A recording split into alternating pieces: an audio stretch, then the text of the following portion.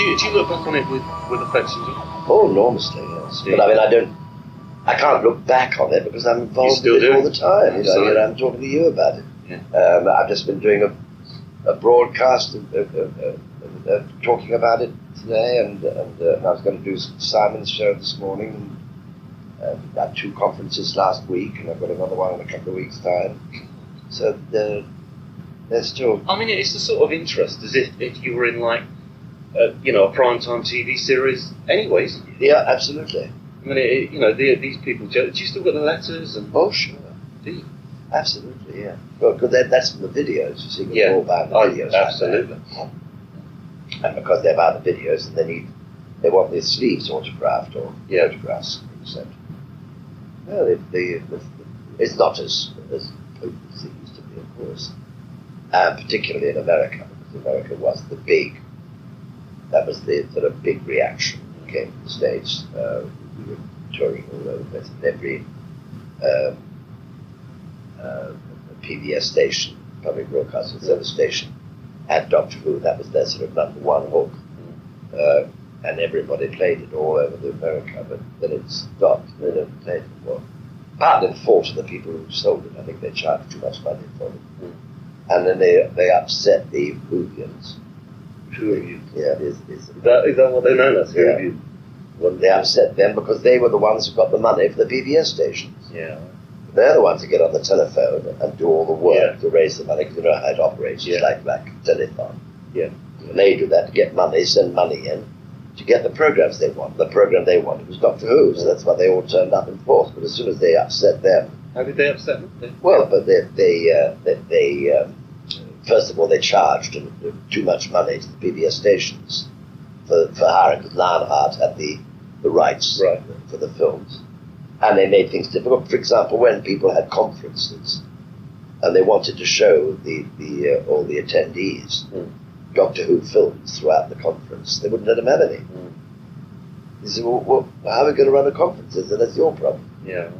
Basically, they didn't want it, not realizing this was frightfully important, because you had the conferences, you stir up all the interest. Yeah. And everybody, then when the videos come out, they all buy the videos or the radio.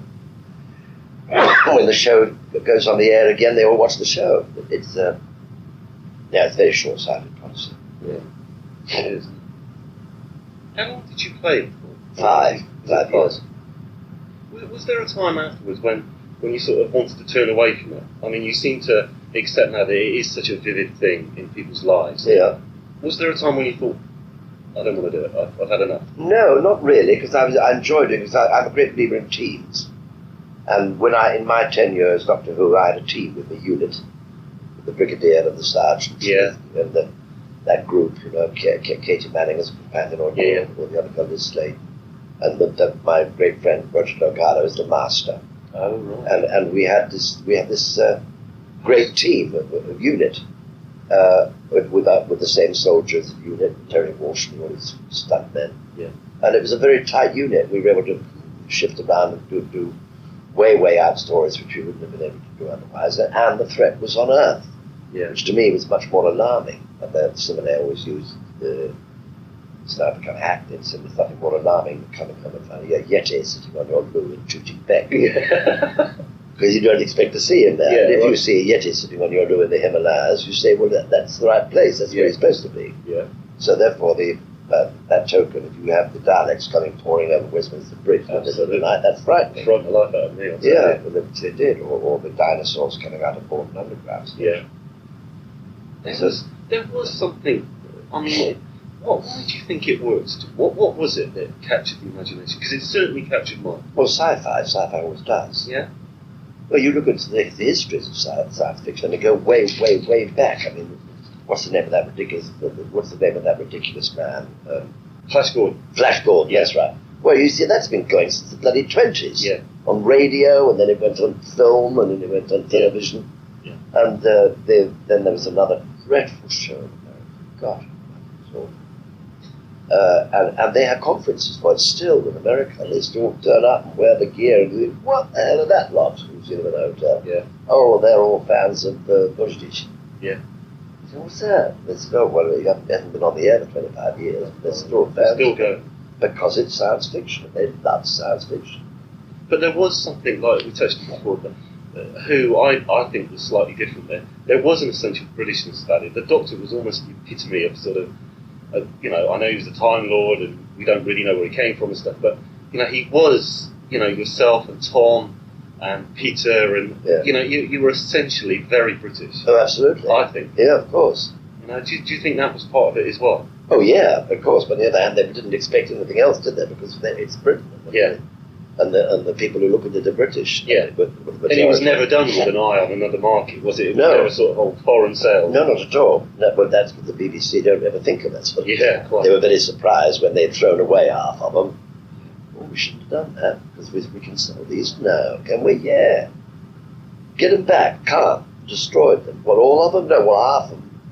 So you'd have a program of six episodes, and 3 they destroyed and 3 they kept. That's clever. Is it some of yours? No, they're mine. Pat Troughton's, most of Bill Hartnell's. They've all gone. Oh, they're terrible. They destroyed them all.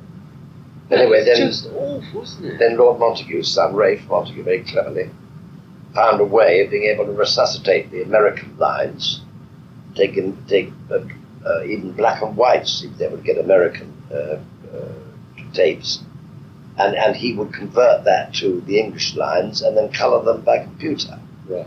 And in fact, the last one that was seen in a big way was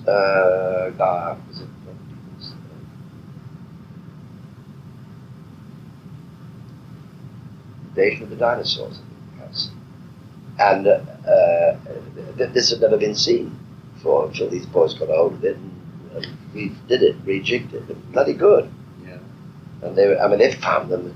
They found some in a Mormon temple in Africa. A doctor. Really? Yeah. What the hell was a Mormon? What they were doing in a Mormon temple? You can imagine all the sort of Mormons saying hallelujah. That's incredible. Now. Yeah. They found them all over. Do you ever see any of the other Doctors? Do you ever see? Oh, all the time. Do you? At these conventions? Yeah, no, well, all of Tom doesn't. He doesn't do them. But all the others we see. John Colin Baker is a good friend, dear friend of mine. Larry Letts, who used to be our producer, Doctor Who. I'm a fine man. Nobody knows more about Doctor Who than Larry did. Yeah. Does. And when I decided, we decided to do this on radio, which was an idea of mine when I heard that it was stopping on television. And I took it to Dirk Maggs, who's sort of top producer at the BBC, and he was very keen on the idea, so we'll try. When was that, John? This was 3 years ago, right, at least. And Dirk thought it was a great idea, but I thought the BBC would take a long time to say yes, because they were getting involved in the rights for the film and the series and so on. Yeah. And but eventually, Dirk had to be pushed off onto other things, and so he introduced me to Phil Clark. And when it came up, Phil Clark did the direction of both these series. The first one, Paradise of Death, had the most extraordinary results you ever heard, that he got into the charts. Yeah. Which amazed me, because I did it amaze you? Oh, quite, because I didn't know you could get audios into charts. Yeah. I thought that was complete pop music. Yeah, right. You could get audio. And amazing you are. Oh, unbelievable. And it looks as if this one's going to do the same. As you know, we started off on Radio 5, and then we went to 2. Yeah. And then 2 repeated it, and then we had this disastrous thing happen where Radio 2 did the repeat, and then we played episode 4 twice. Twice, yeah. And of course, that was all right because we got paid extra. Yeah. But I had to wait. Had to wait about a couple of weeks before they paid the last one. And then, of course, they said, well, what are the figures? And they couldn't tell what the figures were, the viewing figures, because that particular branch were on strike at the time. So when they realised the numbers of complaints that people had rung in saying, what the hell's going on with the playing 4 twice, they realised what a vast listening public it must have. They're out there, yeah. And so that, I think, is what jolted them up a bit to do another series, and it's taken an eternity to get it off the ground and to get it out. I mean, even now, I believe it's several weeks ahead of schedule. We made it about 18 months ago. Did you? Really? Yeah. I thought you just done it. Oh, no, years ago. So how many have you done this time, John? Well, there are 2 cassettes, right? Which is whatever. I don't know how long that runs, but it's 3 hours on here, isn't it? It's 3 hours. Yeah. It's a sort of 6-parter, I would think. And so when do we get this on radio? That I don't know. They'll tell you. They'll go and tell you Melissa, when she comes back. She's just down in the hall. I don't know when it comes out, but I think fairly shortly. Yeah. Because the young man who's here from the department, the trade magazines now. Yeah. And he said that it's getting a tremendously big reaction. So presumably it's out to a degree, but I don't know when it goes over.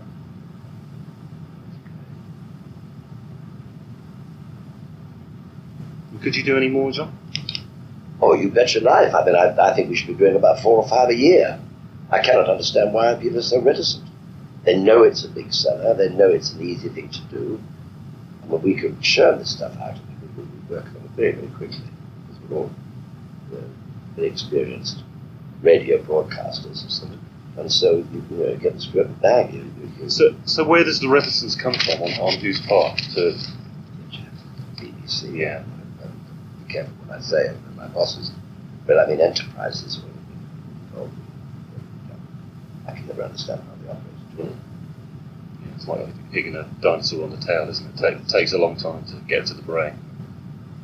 I cannot understand it. If you've got something which sells as well as this, then why doesn't somebody in America would say, shit, we're onto a good thing here, whap, and they push it like mad. And it is a phenomenal fan base, isn't it, Charlie? Of course. It's incredible.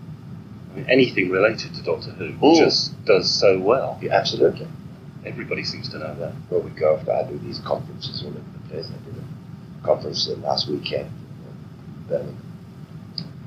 Then I opened a sci-fi channel in Birmingham.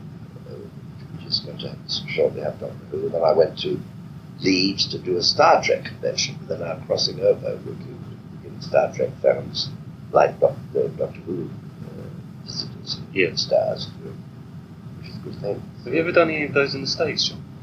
Conventions? Oh, sure. Have you? Masses, hundreds. What are they like? I mean, because it wonderful. I mean, they're American fans are fanatics. That ends the word fan. Yeah. I mean, they are fanatics, and they come dressed up in all the gear. Do they? Oh, they do. Yeah, sure.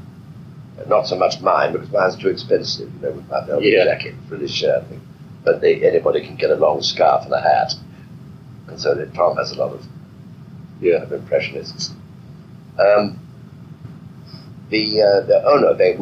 There were masses of these conferences, and then I did a tour for Enterprises, touring all around America, on a Wednesday, doing 2 shows on a Wednesday, and then traveling to another city and doing 2 shows Saturday and Sunday. And I did that all over America. I know America better than most Americans. Wow. Because we just drove everywhere. So are they fun to do, John? Yeah, enormous fun. Yes. Nice people, and Sure, they're very affectionate. And they're good fun, aren't they? Oh yes, they're enormous fun. They're very affectionate, the American fans, wildly affectionate. Little demanding. Yeah. But now fandom sort of picked up a lot in England. The whole attitude is now very Americanized. The conferences now in this country are very well run. The young men who specialize in it. And they look after the artists very well, and they have it really buttoned up. They go there for a weekend, they go there for 2 days, 3 nights, stay in a hotel. Have nothing but science fiction thrown at them. The Good Doctor seems to be in the papers again with Paul McGann. Well, of course, with the new Doctor Who. Well, of course, we've been listening and reading about this Doctor Who for so long. I mean, not this version. At one time, remember, there were 2 English producers who supposed to have got the rights, and they were going to do a new Doctor Who film and a new Doctor Who set. And the numbers of people who were supposed to be playing it, Dudley Moore, which is the most extraordinary suggestion, and John Cleese, and most extraordinary. Absolutely. And I thought, this is never going to happen. This is just not. And Spielberg's supposed to be. Then Spielberg was supposed to be to do with it, which he's not anymore. And then Amblin was going to do it. Then we were going to have, what's the name of the Canadian film star? Sutherland, Donald Sutherland. Yeah. Yeah, well, he was up for playing as well. It's all that nonsense. It never happened. And people asked me. I said, I don't think it's ever going to happen. And then we heard that it was going to be done by Amblin and Spielberg, and we thought, well, that'd be good. But then they said it's going to be bad for us because they're going to clobber and stop anything that we do because they don't want anything else but they can have control over. Anyway, he's lost it now. Now it's worldwide and universal. And Paul McGann playing it, which is fine. He's a good actor. Do you think that's a good choice, John? Yeah, I mean, he's a very good young actor. I wouldn't have thought he was quite mature enough in age, but I don't think that matters because Peter Davison, after all, was a young man too. And he was. Yeah. And so maybe it's all right. Maybe sex will really exactly ahead at last. Well, apparently, according to the papers yesterday, did they? What did they say? They said that the Doctor gets a lover to quote them. That's what they said. Oh well, that'd be good. He had a companion before, which was very straight up and down. Doctor was not allowed to even consider sex as a possibility. No, he wasn't, was he? No. Do you think that'll work though? Do you think, this American money in it, John, and just be careful. Yeah, because part of the charm of the series was exactly it was the amateurish quality. Well, it was, wasn't it? Yeah. I mean, I grew up there, and I remember it vividly. And I'm sure they're spending a lot of money on it, Paramount money and special effects. And Eric Roberts is the baddie, Julia Roberts' brother. Oh, he's the baddie. He's the baddie. Yeah. Oh, is he? Yeah, he's the master. Yeah. Oh, is he? Yeah. Oh, good God. Yeah. And there's an American actress, a very pretty American Californian girl who's the love interest. Yeah. I just kind of, I don't know. Well, they've got to be careful about that because if it loses its Britishness, they'll make it clumsy. Absolutely. Yeah, it won't work. Yeah. It's got to be kept with the British feel. It has, hasn't it? Absolutely. And also part of that thing about, I know Dr. Who was sort of love interest and things, but part of it was that he was a sort of father figure, wasn't he? Well, he was, absolutely. I mean, that's how I always felt about it. He was.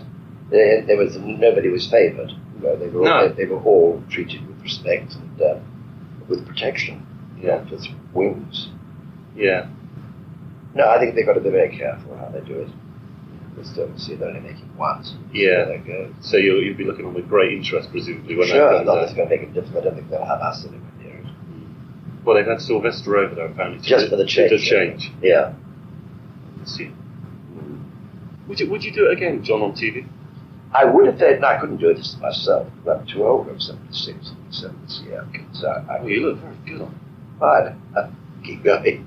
God, you do though. But I wouldn't have the strength to do what I used to do. Yeah. I was still trying to do my own stunts. I couldn't do that anymore, and I couldn't do the keto or anything. But I would certainly go in if they did it. If it was a success as a film, with Paul, where they say, like I did, I can't manage this problem on my own. I need other doctors, and then you have the 3 doctors, the 5 doctors, which we did on several occasions. And people love that as well. The public would love it, the British public, and so I hope that they might do something like that. But I don't know. We're going to have to wait and see how the first one goes. Yeah, right. Oh, it's a pleasure to meet you, John. Well, good to meet you. It's been an absolute joy, actually. Well, you're a nice person to talk to. Thank you.